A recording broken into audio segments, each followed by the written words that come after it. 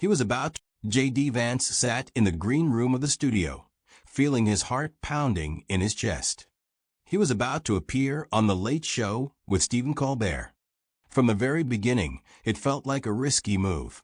Colbert was known for his sharp tongue and ability to expose the weaknesses of his guests. But J.D. knew it was important. This was a chance to get his message across to millions of viewers, especially to those who had long decided he was not one of them. Mr. Vance, 5 minutes, the assistant producer nodded, peering into the room.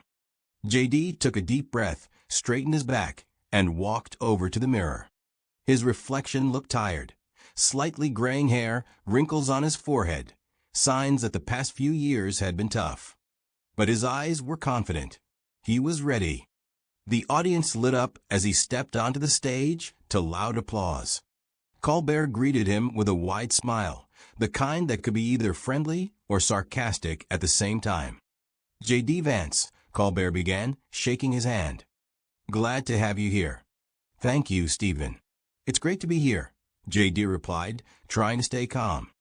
Please have a seat. Colbert gestured toward the chair. So, let's talk about how a guy from Ohio became a senator, and how you've changed some of your views since the election. J.D. tensed up. That was a direct hit right off the bat. I wouldn't say I've abandoned my views, J.D. responded, looking Colbert straight in the eyes. I grew up in a community where people worked hard but still ended up in poverty. And I've always believed that our politics should focus on these people. Interesting. Colbert's smile turned colder. And how do you explain your recent support for a bill that cuts aid to low-income families? A hush fell over the audience. J.D. felt a few people in the front row shake their heads. If I may, let me explain.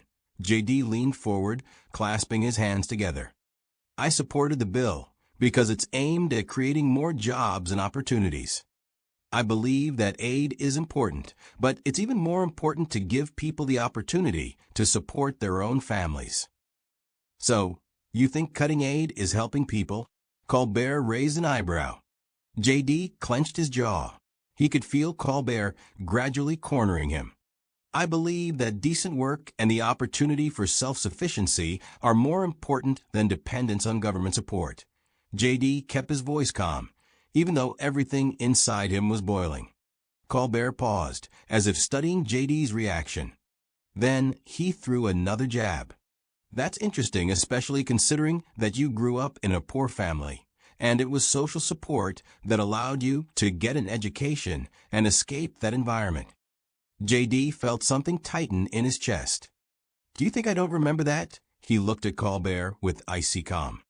My grandmother worked 2 jobs to support me and my brother. We didn't always have enough to eat. I remember that every day. Then why do you want to deny other children the same support you received? Colbert leaned back, as if he had already won this round. J.D. slowly nodded, his gaze darkening. Because I believe that aid should be a stepping stone, not a trap. I don't want kids growing up thinking they can't achieve something without government help. I want them to believe in their own abilities, just like my grandmother taught me. Colbert didn't immediately respond. J.D. noticed that Colbert's expression softened slightly. Colbert finally spoke. So, you want people to fight for themselves? I want them to have that opportunity. J.D. glanced at the audience, where a few people nodded. Colbert paused, then smiled. It seems we have a different view on what support means. But at least you came here to explain yourself. J.D. took a breath. He felt the audience beginning to lean toward his side. Thanks for having me, he said. Colbert nodded, but the tension still lingered in his eyes. We have more questions for you. Don't go anywhere. The cameras faded, the stage lights dimmed, and J.D. leaned back in his chair. The first part of the fight was over, but he felt the real blow was still to come. The lights in the studio dimmed, but J.D. could feel the tension in the air growing stronger. Colbert stood up from his chair and walked closer to J.D. The audience murmured quietly, whispering among themselves. Good start, Colbert said, leaning in closer so only the two of them could hear.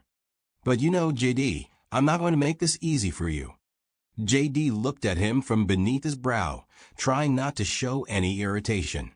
I wasn't expecting an easy interview, Stephen, he replied, keeping his voice steady. Colbert smiled his trademark smile, one that always hit a blade. All right then, get ready for round two. JD didn't respond, only gave Colbert a long look before reclining back in his chair. Deep down, he knew this interview could either be his triumph or a disaster. A few minutes later, the camera lights flickered back on, the red light glowing, and Colbert turned back to the audience. We're back on air, he said, raising his hands. J.D. Vance is here with us today. We've already started an interesting conversation about politics, aid to the underprivileged, and, as J.D. would say, about trampolines. Colbert looked into the camera with an ironic smile. But there's one more thing I'd like to ask. J.D. clasped his hands together, feeling the tension rise. So J.D., Colbert leaned back in his chair, recently you made a sharp statement about military aid to Ukraine, saying America shouldn't get involved in this conflict. Don't you think that position contradicts your claims about supporting American values? J.D. tensed. He knew this question would come sooner or later. I'm not against supporting our allies, J.D. said, choosing his words carefully. But I believe our first responsibility is to ensure stability here in the U.S. Colbert smiled slyly.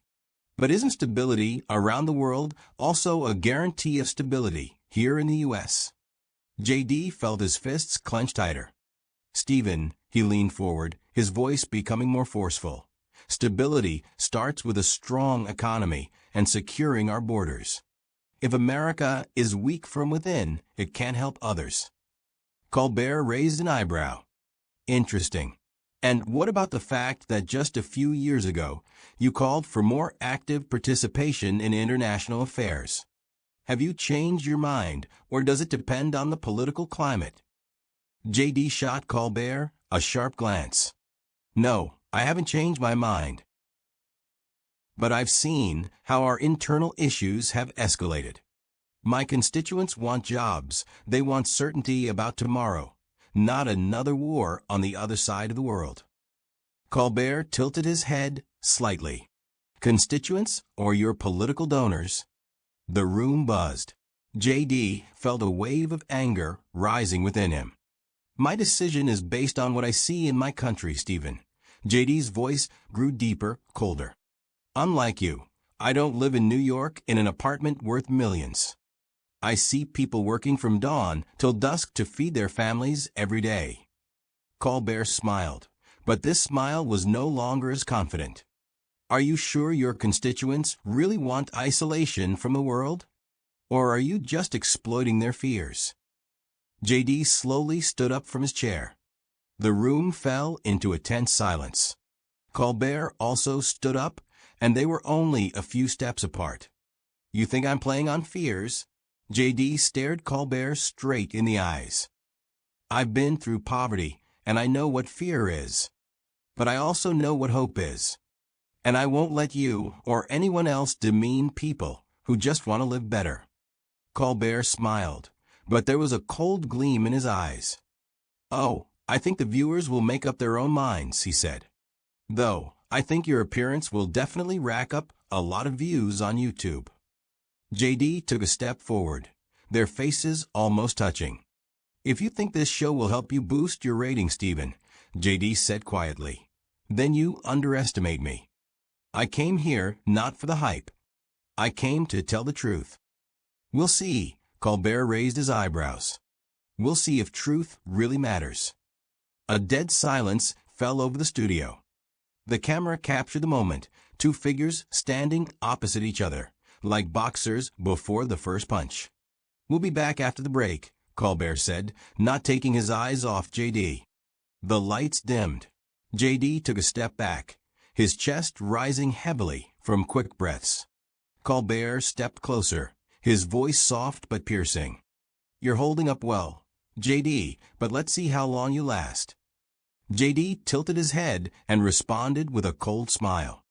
We'll see. The commercial ended. The camera turned on again, the red light flickering to life. JD and Colbert sat in their chairs, but the tension between them was palpable, almost physical. The audience held its breath. Everyone could feel that something serious was about to happen. Colbert adjusted his tie and leaned forward. We're back on air, he began, his voice carrying a false ease. JD Vance is with us today, and we've already touched on some hot topics. But, JD, let's get a little more honest. JD raised an eyebrow, his face calm, but his eyes grew cold. More honest. JD repeated. Colbert smiled as though he had a hidden trump card up his sleeve. You talk about supporting regular Americans. But now you're part of the elite. A senator from Ohio, a businessman, an influential person. Haven't you become what you once opposed? JD tensed, but didn't allow it to show. Stephen, I'm not denying that I've reached a certain level in society, JD said, leaning forward. But I know where I come from. And I remember what it's like to live on food stamps and hear my parents argue over bills. That will never leave my memory. Interesting, Colbert raised an eyebrow. Then why did you vote against raising the minimum wage? JD clenched his lips. Because I believe in helping through job creation and economic development, not artificial wage hikes. Colbert tilted his head. Not through favorable tax breaks for your big business friends. A low murmur rippled through the audience. JD could feel his anger rising. If you're insinuating corruption, JD said coldly, I'd advise you to be careful with your words. What if I'm not insinuating? Colbert leaned in closer, their faces just inches apart. What if I'm saying outright that your actions look like betrayal of your constituents? JD clenched his hands on the armrests of the chair. You can say whatever you want, Stephen, he said quietly. But the people in Ohio know who I truly am. Are you sure about that? Colbert tilted his head, his eyes gleaming. Because I'm not sure people want to support a politician who talks about family values, but grew up in an environment of violence and poverty. JD snapped his head up. His eyes flared with anger. You've crossed the line, JD said coldly. Colbert didn't back down. Oh, I'm just getting started. JD, you grew up in tough conditions, yes. But why, then having power, do you not try to help kids like the ones you were? Why did you vote against social support programs? JD leaned back in his chair, inhaling slowly. Because I know the difference between helping and creating dependency, he said. I grew up around people who worked 3 jobs to feed their families. They didn't ask for handouts, they asked for opportunities. And what if handouts are all they have left? Colbert leaned in sharply. Or maybe it's just more convenient for you to keep these people in poverty to maintain your electorate? JD snapped his head up. Are you saying I exploit poverty? Colbert nodded. I'm saying you talk about regular people, but at the same time, you make decisions that harm those very people. JD stood up. His face was like stone. I think you're pushing your luck, Stephen. JD's voice was low but piercing. Colbert stood up too. And I think you don't want to hear the truth. JD stepped forward, now only inches away from Colbert. Truth. JD clenched his fists. You live in your protected world, where problems are fodder for late-night show jokes. I lived in the middle of those problems. I saw my mom pulled out from under an overdose. I saw friends die from drugs and poverty. And now I'm standing here because I chose to fight for those people. Colbert smiled. Great speech. I think it will make a great TikTok clip.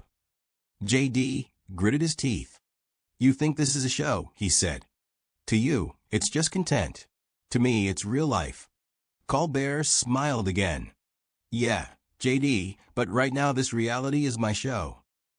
JD took a step back, his gaze cold and sharp. We'll see who's still standing at the end of this show, Stephen.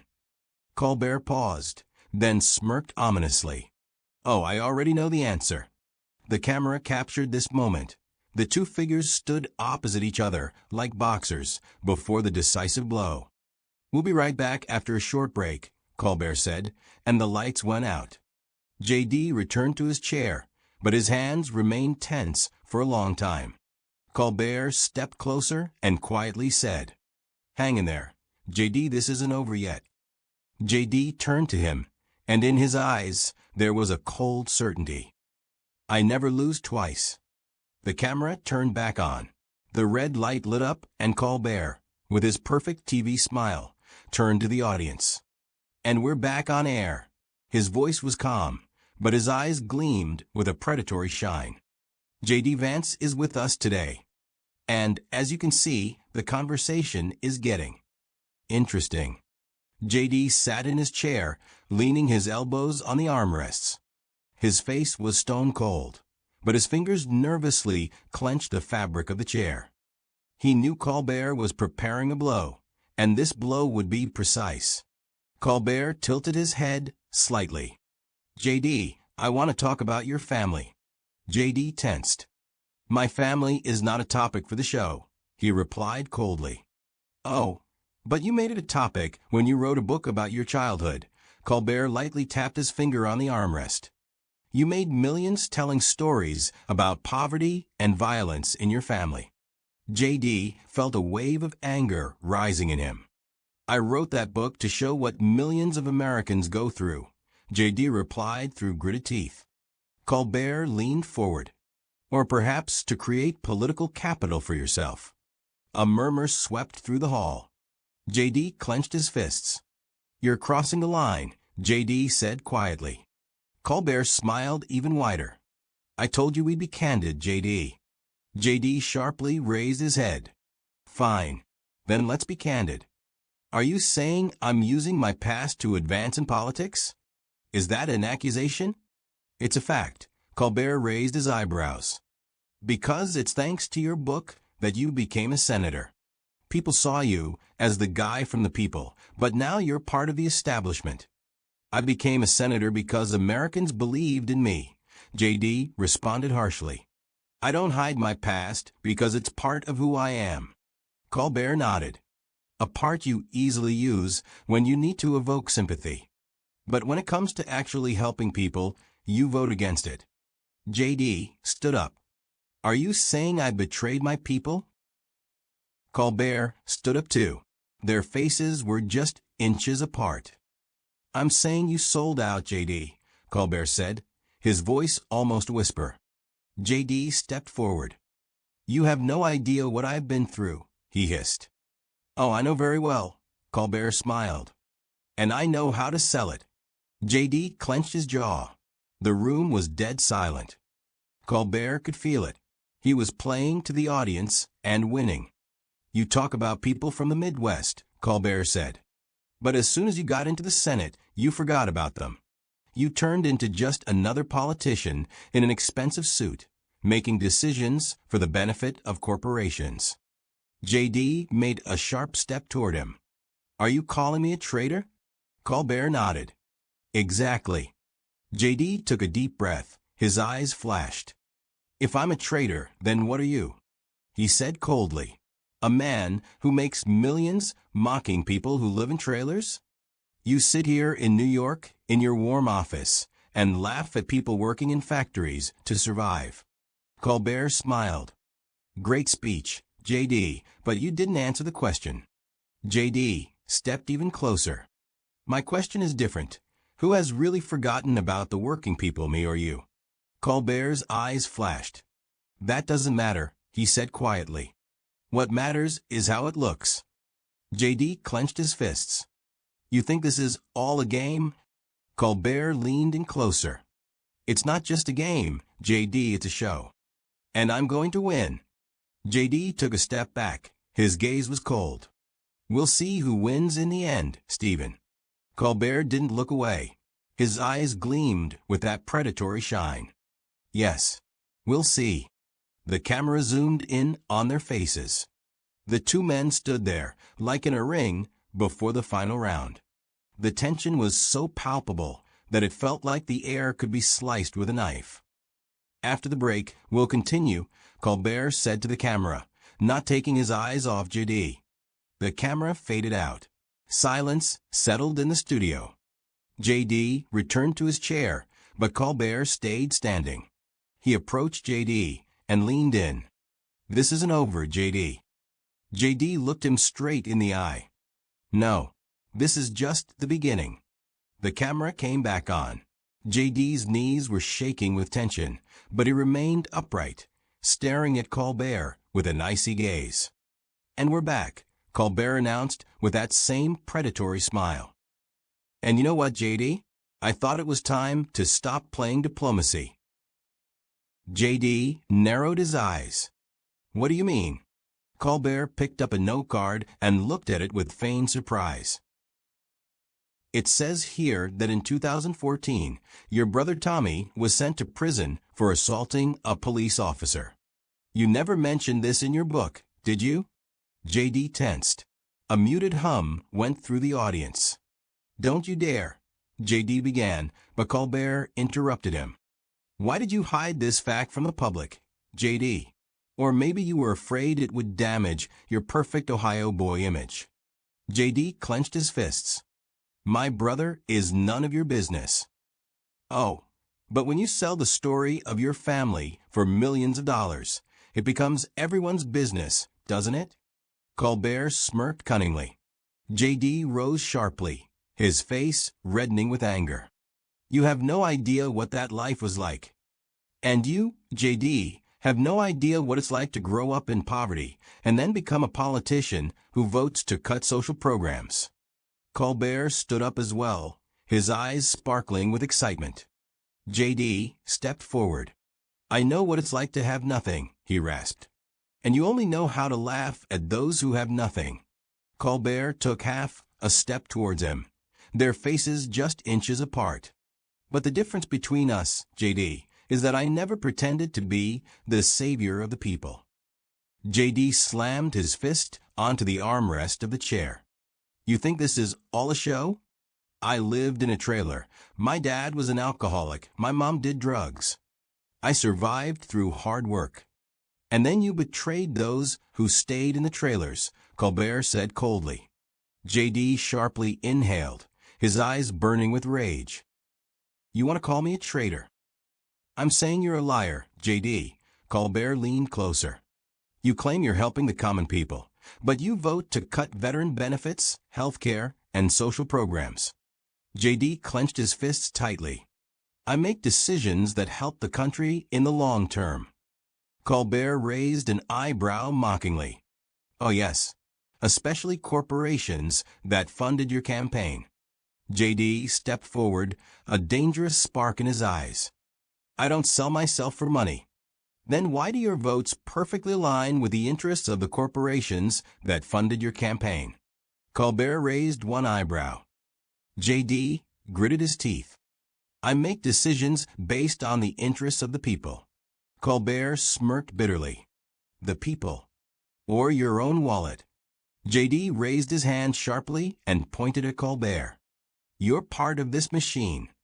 You stand here pretending to care about the people, but you're just as manipulative as everyone else in this game." Colbert sighed mockingly. "At least I'm not lying about my motives." JD stepped even closer. "You live in your ivory tower and look down on everyone else. But when the world starts burning, you'll be the first to run." Colbert smiled even wider. "And you'll stay to put out the fire? Don't make me laugh, JD." JD leaned in closer. "We'll see who laughs last." Colbert glanced at the camera, his gaze cold and sharp. "And that's how we'll wrap up tonight's show. JD Vance, the true voice of the middle class. Or just another politician selling out to corporations. You decide." JD clenched his fists so tightly that his knuckles turned white. "This isn't over, Stephen." Colbert raised an eyebrow. "Oh, I hope not, JD. This has been thrilling." The camera cut off. Silence fell over the studio, but the tension lingered in the air like the charge before a storm. JD stepped right up to Colbert. "You've gone too far." Colbert smiled. "If you can't handle the heat, don't go into politics." JD leaned closer. "This isn't over." Colbert met his gaze, his eyes gleaming with satisfaction. "No, JD, this is just the beginning." JD walked out of the studio with burning cheeks and a heart pounding in his chest. His footsteps echoed loudly in the empty hallway. He took out his phone, his hands shaking slightly with anger. "Tommy," he rasped into the receiver when his brother finally picked up. "What happened?"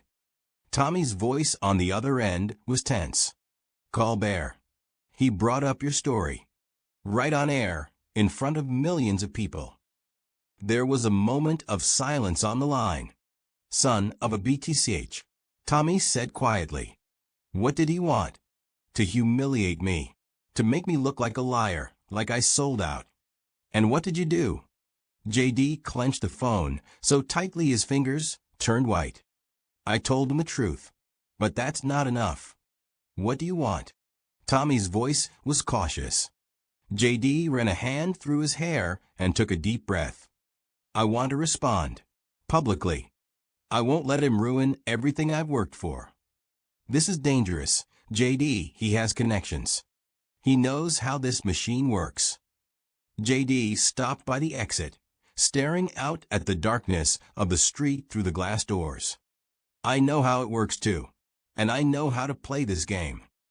The next morning, JD sat in the dark room of his campaign headquarters, the light from his laptop screen illuminating his face.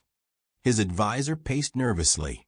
"This is a bad idea, JD. If you start an open war with Colbert, he'll find something else. And next time it could be." "He already made his move," JD interrupted. "Now it's my turn." He pressed a few keys on the keyboard. The camera turned on. JD stared directly into the lens. "Good evening. I'm JD Vance, and it's time to clear something up." He paused, his eyes burning with cold fire. "Last night, Stephen Colbert decided he could manipulate my life and my family. He dragged up my brother's story to humiliate me and make me look like a liar. But let me tell you the truth." JD moved closer to the camera. "Yes, my brother went to prison. And I never hid that. But you know what? I never turned my back on my family. We grew up in poverty. We saw the worst life can throw at you. And I know what it's like to try and survive in a world where the rich control everything." JD raised his eyes to the camera, his voice cold and clear.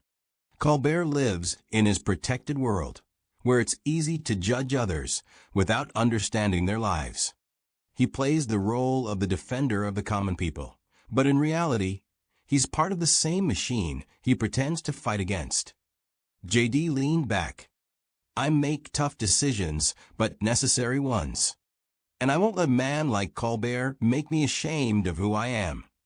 He stood up, looking straight into the camera. "The game's over, Stephen. If you want a war, you'll get one." JD pressed a button on his laptop. The video uploaded to social media in seconds. Within an hour, it had over 1 million views.